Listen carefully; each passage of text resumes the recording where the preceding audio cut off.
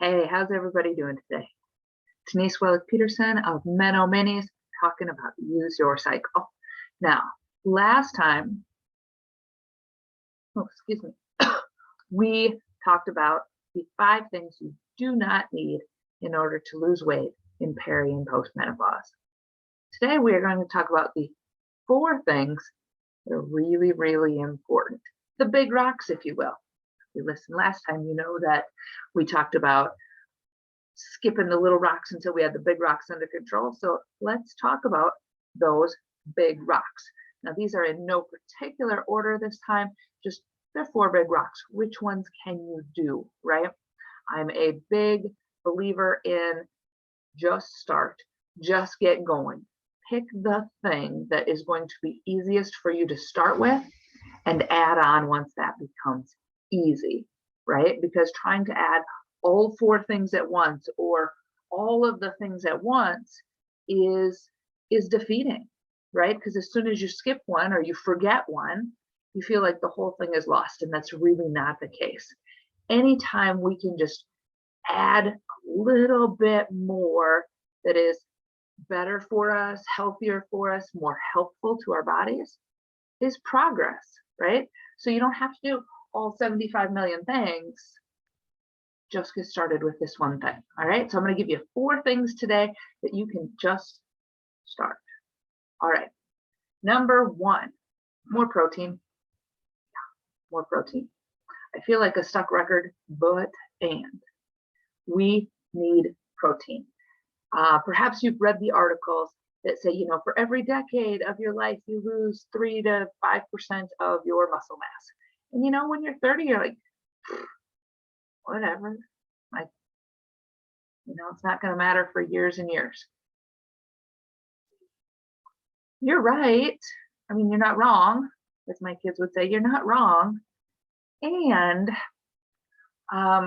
just recently, I suffered an injury and couldn't be getting into the gym like I used to, like I've wanted to. And all of a sudden, I mean, literally after 3 months, I'm like, I can't pick that thing up. Carrying the laundry basket downstairs is like, oh, wow, and this is coming from a person who has lifted very heavy weights for the last 20 years, right? So it's very disturbing to me to be like, I can't do that, right? So if you haven't been lifting weights for the last 20 years, don't get me wrong, you can start now. It's not too late. Because honestly, if you are not actively trying to gain muscle mass at this point, you are actively losing muscle mass. And you may not even realize it until one day you go to pick up something unusually heavy and you're like, wow, I can't do that, right? So keep that in mind. So we want to eat the protein, right? First of all, it keeps you full longer.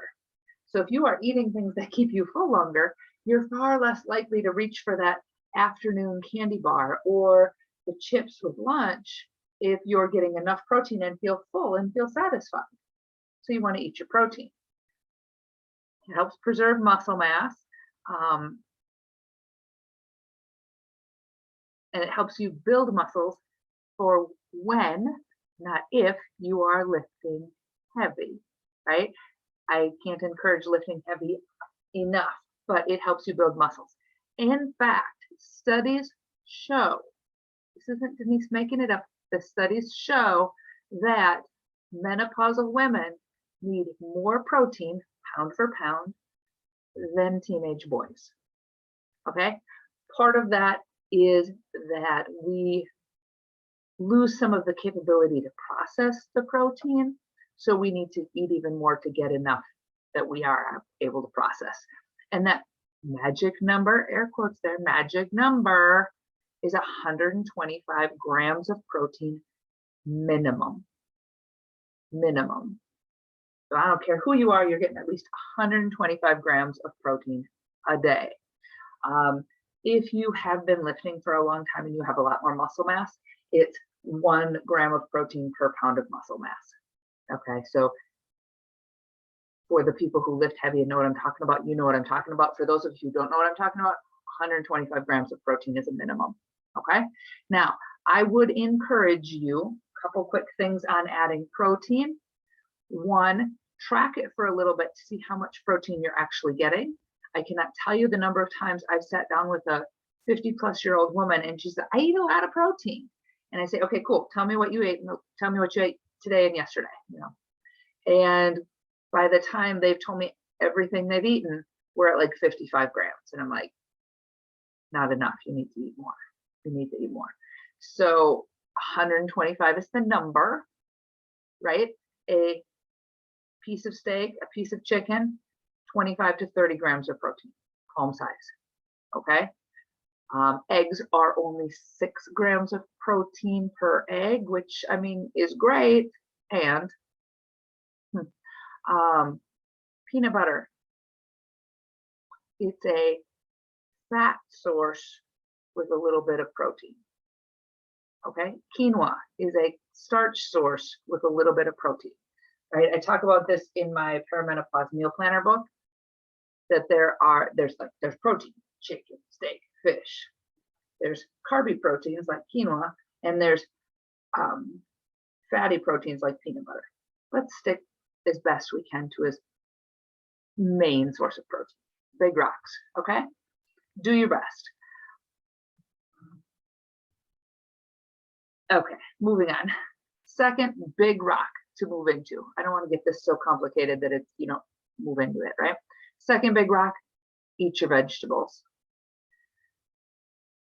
In my happy world, eat vegetables every single time you eat. And some people I immediately hear, ew, for breakfast, veggies for breakfast. What do you think an omelet is, people? Right? It's eggs and meat and veggies. You don't have to eat them straight up, but I mean, you can. There's no reason you couldn't have a plate full of green beans or breakfast or a salad, right? But you don't have to. Really want to focus on the vegetables because number one, fiber. Fiber helps keep everything moving. And if everything is moving regularly like it should, you should be pooping like a baby, by the way, at least once a day, if not once every meal, right? But if you're pooping, the excess estrogen in your system doesn't have time to stay around and linger and cause all kinds of hormonal problems, right? So we want to be getting protein. Secondary to that, we want to be getting cruciferous vegetables as often as we can. That's the broccoli, the kale, Brussels sprouts, cauliflower, cabbage, bok choy, right? The cruciferous vegetables have micronutrients in them that helps detoxify the body and again get the chemicals, get the preservatives, get the things out of the body, right? So as often as we can eat cruciferous, that's amazing. One of the things I do personally to ensure that I get a good amount of vegetables a day is I eat a salad every day for lunch. And I do the salads in a bag because honestly, I don't like chopping. If you need a number, the number is 6 to 8 cups of vegetables a day. Start where you're at, right? Side note on both protein and vegetables. If you track where you currently are versus the numbers I just said, fiber, if you're nowhere near 6 to 8 cups, if you're at quarter cup, protein, if you're nowhere near 125 grams, you're at 50. Do not make that big jump all at once. Ease into it. Give yourself a 1 week or 2 week plan to get there, okay? Because your body is only producing enough stomach acid to deal with those proteins and those vegetables for what you are currently eating. And if you make that big jump, you will get constipated, bloated, or hurt, okay? Ease into it. Don't make a big jump. Okay, that's my side note. The third big rock of things you do need to do during menopause, perimenopause, postmenopause to lose some weight, sleep. 8 to 9 hours a night. 8 is kind of a minimum. we've frequently seen those charts on like how much sleep a baby should get, how much sleep a toddler should get, a kindergartner, a second grader, whatever, right? We're on the list too. And the answer is 8 to 9 hours plus a night. Your body needs time to rest and repair. Okay? Think the wrinkles. If you're not sleeping, you don't have time for your skin to repair. Okay? Also, if at all possible, melatonin is the hormone that is released at night when it is dark outside, between 10 p.m. and 2 a.m. It is released at its most, right? And that helps with brain function. So if you find you are very much struggling with brain fog, you really want to hone in on this one as best you can, right? So when I say melatonin is released in bulk, kind of 10 p.m. to 2 a.m., that means if your schedule permits, as best as you can, get in bed, be ready for bed by 10 p.m. Maybe get into bed at 9 or 9:30, right? And so like 9 to 6 would be like the most ideal sleeping schedule. But Denise, I have to get up by 5:30 to go to work. Cool, whatever. Big rocks, right? You want to do your best. If this isn't the rock that you can start with, don't start here. Third shifters, I 199%, I get it. I do. Don't start with this rock. But pay even more attention to the other 3 rocks. Okay? Get the best sleep that you can when you can get it. Try to be regular about it. Maybe you take 1 to 3 milligrams of melatonin for when you do sleep. It's up to you, right? But focus on the other rocks then if this isn't a thing for you. And finally, the 4th big rock to help you lose weight, peri, post, and meno. Go for a walk. Nay, a stroll, right? I think those of us at a certain age think walk and we think huff and puff and move those arms and go as fast as you can and let's add some weight. No. When I say go for a stroll, I mean max 3 miles an hour. So a treadmill, it's 2.8 to 3.2 miles an hour. Preferably outside in the sun, preferably outside, right? Getting in nature, getting the sunshine on your skin are all things that are going to help regulate and boost your hormone situation, right? But if you can't, just walking around the house.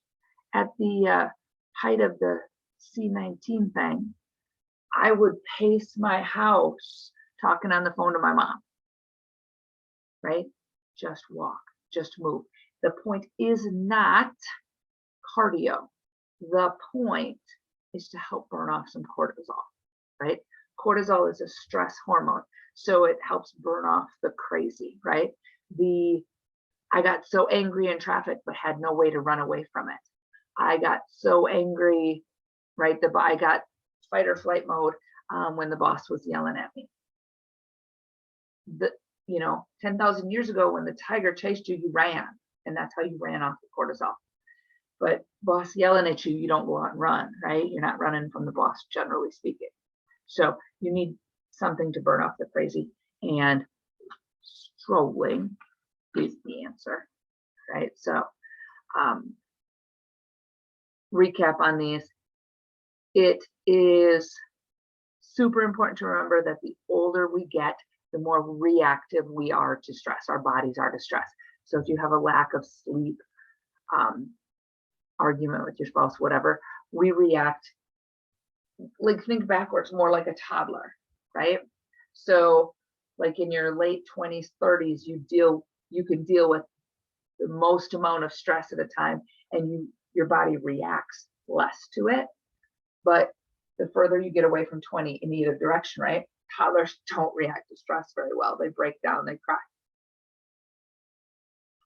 So do menopausal women, right? So we really want to reduce our stress as much as possible. And if walking isn't it, we need to find you a different way to reduce your stress. Eating a good source an amount of protein and vegetables, sleeping and strolling can help you more than it's given credit for, right? Like I talked about last time, it's about the big rocks. Sure, we can talk about taking some melatonin. Sure, we can talk about taking some vitamin D instead of getting outside. Sure, we can talk about good fat sources. Yeah, they're all things. But you know what? You need to start with one thing. And the 4 things that I listed, the protein, the vegetables, the sleep, and the strolls, those are 4 big things that if you can pick 1 or 2, those are going to make the biggest impact on your hormonal health. Okay? 125 grams plus of protein, 6 to 8 cups of vegetables a day, including some cruciferous vegetables, easy on the starchy vegetables. Get a walk in every day as best you can and get as much sleep as you can, preferably during the dark time hours. So there's no need to start fiddling with your supplements. Eat your protein and vegetables. There's no need to focus on the most beneficial squat variation if you're not walking, right? Big work, big rocks, babe, big rocks. Now, stay tuned for the hormonal countdown. What 5 was the 5 things you didn't need. 4 was the things you do need. 3 types of workouts are coming up next. So stay tuned for that. Now, if you want to jump in and do all the things and are looking for the things, have you read my book on Amazon, The Use Your Cycle Method? That is that's the be all end all. That's the blueprint I use on all my clients. Or if you're not a DIY person, shoot me a message and we can talk about one-on-one coaching. All right. You have a great day. And remember, let's go in the flow. Have a fantastic day.